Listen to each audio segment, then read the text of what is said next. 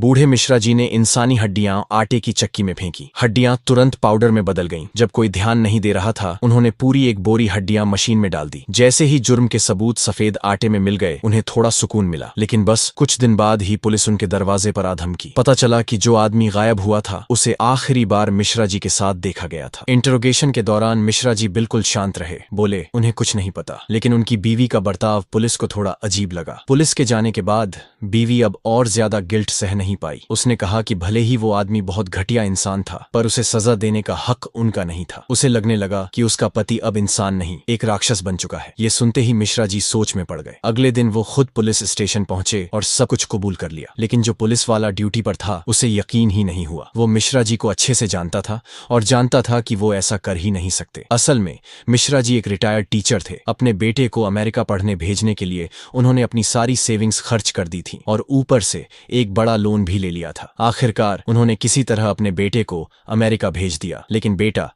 अपने माँ बाप की कुर्बानी को कभी समझ ही नहीं पाया। जब भी वो लोग उससे घर पैसे भेजने को कहते, वो गुस्से में फोन काट देता। उधर उधार देने वालों का प्रेशर अलग। बूढ़ा जोड़ा हर वक्त टेंशन में जी रहा था। एक दिन राज फिर से पैसे लेने आ गया। मिश्रा जी ने उसे ब्याज के पैसे तो दिए, लेकिन वो बहुत कम थे। राज ने कुछ नहीं कहा, बस एक औरत को खींचते हुए बेडरूम में ले गया। फिर अंदर से अजीब अजीब आवाजें आने लगी। लेकिन मिश्रा जी और उनकी बीवी कुछ नहीं कर सके। जब राज चला गया तो देखा बेडरूम पूरी तरह से तहस नहस हो चुका था। मिश्रा जी अब और नहीं सह पाए और बेटे को फोन किया। लेकिन बेटे ने सिर्फ 5,000 युआन भेजने को कहा। अगले दिन मिश्रा जी बैंक से पैसे निकालने गए। लेकिन जैसे ही बाहर निकले, राज फिर से मिल गया। उसने मिश्रा जी की जेब से सारे पैसे छीन ली। जाते जाते राज ने जानबूझकर लड़ाई की एक्टिंग की और बोला कि उसकी कार खराब है, जरा धक्का लगा दो। इतनी मुसीबतों के बाद भी मिश्रा जी गरीब बच्चों को पढ़ाते थे। उसी दिन जब राज पैसे लेने आया, उसने एक लड़की को पढ़ते देखा। बिना वजह उसे पैसे दे दिए। मिश्रा जी को तुरंत समझ आ गया कि इसके मन में कुछ गलत है। उन्होंने पुलिस की मदद लेने की सोची। लेकिन जब पुलिस स्टेशन पहुंचे तो देखा कि राज वहीं अंदर बैठा हुआ है। लगता था पुलिस भी उसी के साथ मिली हुई है।